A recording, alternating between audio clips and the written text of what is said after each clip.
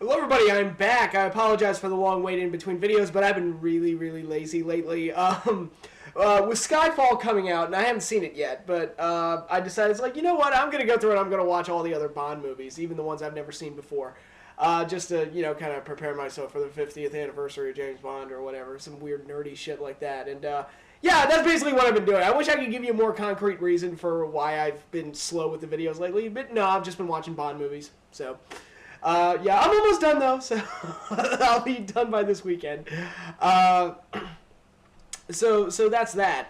But I did want to talk about a couple of things that happened this week, namely Turning Point. I did see that pay-per-view. It was a good pay-per-view overall. It was solid. Not overly spectacular. It kind of had the same issue that I usually have with Extreme Rules. No, not this year's, because they had the Cena Lesnar match, which was definitely a standout attraction. But usually Extreme Rules or the post-WrestleMania pay-per-view will be WrestleMania Part 2, basically. It'll just be WrestleMania with gimmicks, and especially the last few years, that's kind of been the trend. Again, except for this year, where they did Cena versus Lesnar. And that's kind of what this pay-per-view was. It was just Bound for Glory Part 2. A lot of it, I thought it was kind of boring that they did Austin and Aries versus Jeff Hardy in the main event, but... Yeah, the ladder match was great. I really enjoyed it. It was probably the most I've enjoyed a ladder match since... probably since Punk and Hardy at that SummerSlam back in 2009. It was just a very good match, a lot of crazy stuff. I really liked the part where Aries took the controls and raised up the belts. I thought that was a really really unique and interesting spot that you normally don't see in a ladder match. So, yeah, really enjoyed that. The rest of the card was mostly solid. I really liked the three-way between Rude, Storm, and AJ, namely the stipulation that they put onto it, where... winner gets immediate number one contendership, and the loser is locked out of title contention until Bound for Glory of next year. I assume until the Bound for Glory series starts. Really like that. I think that was a great little idea. So it's basically a perfected version of Feast or Fired, which was one of the dumbest ideas TNA ever had, and I could do a whole video talking about how stupid that idea was. But they basically simplified the holy hell out of it and... broke it down into a way that worked, that made a lot more sense. And, I like that the loss has some major consequences, and it'll be interesting to see what they do with AJ Styles going forward, though I'm not excited about yet another AJ versus Christopher Daniels match. I cannot believe that we're still doing this fucking match. Oh my god, it's never gonna fucking end. It's never gonna fucking end. But I don't like that Storm won the match at the pay-per-view, and... Rude ends up getting the title shot on Impact. I thought that was kind of a waste to negate the pay-per-view match. The only reason I can think of for why they did that is that they probably figured if they'd had Rude win at the pay-per-view, people would figure out that Hardy was going to win the main event because Hardy's a face, and you can't have a heel versus heel main event. Maybe, I don't know. Personally, I would have been just fine if they'd not done a world title match this month. Maybe do Jeff Hardy leading a bunch of guys against the Aces and Eights or something like that. And... make the main event like AJ versus Rude versus Storm. Maybe throw Aries in there to make it a four-way, and that'll be the main event.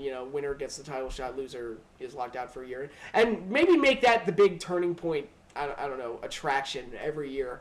I don't know. It's an interesting idea, and I really like it. I'm a fan of losses having consequences, so really like that. Hopefully, even though they kind of crapped on it on Impact this week, but, what are you going to do? And the other major thing I wanted to talk about, and I know we have some Survivor Series coming up this weekend. I'm going to talk about it after it happens. I don't really feel like previewing it, but I will talk about it after it happens. I am going to see it, and and I'm going to attach something else to that video. So stay tuned for that. That'll be coming sometime either Monday or Tuesday, I would assume, assuming I get off my lazy ass and actually do it. But I wanted to talk about something that happened on Raw this week, and a lot of people have been talking about it. The whole Jerry Lawler heart attack thing, and with CM Punk and Paul Heyman mocking the heart attack. And, this isn't the first time that WWE's kind of delved into that. I wasn't super offended by it. Like, I wasn't sitting there watching going, like, oh my god, that's horrible. That's in poor taste. They shouldn't do that. That's terrible. This is coming from a guy that I was absolutely disgusted when they did the Eddie is in Hell thing with Randy Orton. This was back in 2006. And Eddie had just died like 2 or 3 months prior, and they were doing this as a storyline. I thought that was incredibly tasteless. The reason I was less upset about the Jerry Lawler thing is because, Jerry's not dead. So, they wouldn't have done it if they didn't have consent from Jerry Lawler to do it. So I don't think it was offensive in that aspect. When it was Eddie, it was like, look, he's dead. And he's not even cold in the ground yet, and you're doing things like this. And that to me was more disgusting. But as far as, CM Punk and Paul Heyman mocking the heart attack, I wasn't super offended by it in the sense that I thought it was poor taste. However, before I get into that, I also want to say I was more offended by the WWE showing footage of the heart attack itself. Which I completely missed. I must have gone to the bathroom or something and just completely missed it. And I heard about it later. I'm like, why the hell would they show that? That is so fucked up. That is so just morbid and weird and ewy. And I'm it just makes my spine crawl. It's so just sick and weird that they would show that. I don't understand that. Why they feel the need to do that. It just makes me think, well, God, if Owen Hart had survived the fall, would they show that footage? Show the fall in slow motion, then play the loud boom sound effect when he hits, and play the sad music and that disturbing mess. I mean, it makes me wonder, would they have done that if Owen Hart had actually survived the fall? I don't know, but that to me was in poor taste, and I can't fathom what was going through Vince's mind when he aired that footage, but.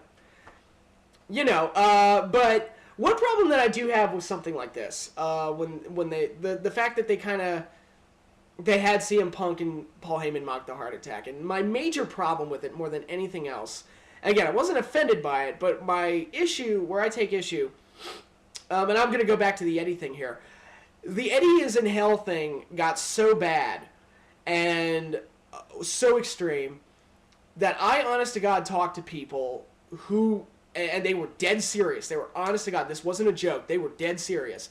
They were starting to speculate that Eddie wasn't really dead. Because they thought they would not be doing this if this wasn't a storyline. And you know what? I couldn't blame them. Because it really does... You're taking this really tragic thing and you're bringing it down to the level of a wrestling storyline. And you can do that with real things like the Edge, Hardy, and Lita situation. As long as the parties involved don't have a problem with it, it'll probably be okay. If anybody has a criminal past or history of drug use and they want to use that in a storyline, that'll probably, as long as you have the consent from the person, it's probably okay. But I mean, we're talking somebody died, and in Eddie's case, and to go that extreme with it, and then to have people tell me that they honestly thought Eddie Guerrero was going to show up at WrestleMania, which if they pulled that off, that would have been one of the greatest works of all time. But it really did take Eddie's death. And not only just the Eddie's in hell thing, but when Rey Mysterio was walking around going, "Oh, you got me again, Eddie." So the ghost of Eddie Guerrero has become a character on WWE television. And I really was I was disgusted by that. But not only that, it really did feed into that idea that Eddie wasn't really dead and they were just pulling the wool over everybody's eyes. And I kind of felt that way with this.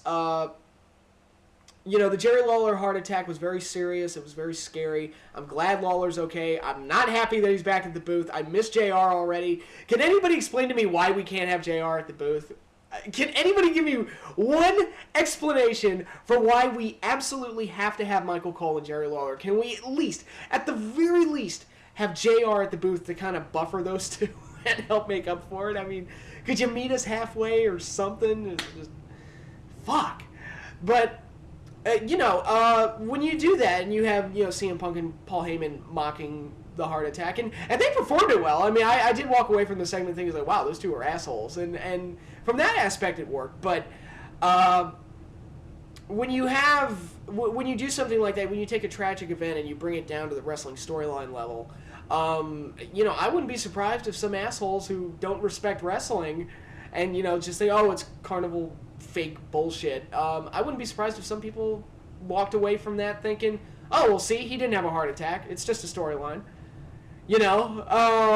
And that's kind of my problem with what they did there, is that I felt like they took a really tragic, really scary event and they brought it down to the level of a wrestling storyline, and that to me is not the best thing to do. That said, like I said, I wasn't super offended by it. I just, and they've certainly done worse in the past, namely Eddie's in Hell. That might, I'm not sure if that or Katie Vick is the worst thing they've ever done. I kind of fight with myself on which one was worse, but yeah. You know, it is what it is. But yeah, that's all I've got for now. Survivor Series is this weekend. Enjoy that. I'm going to be checking it out. And I'll be here to talk about it early next week. So until then, later, everybody.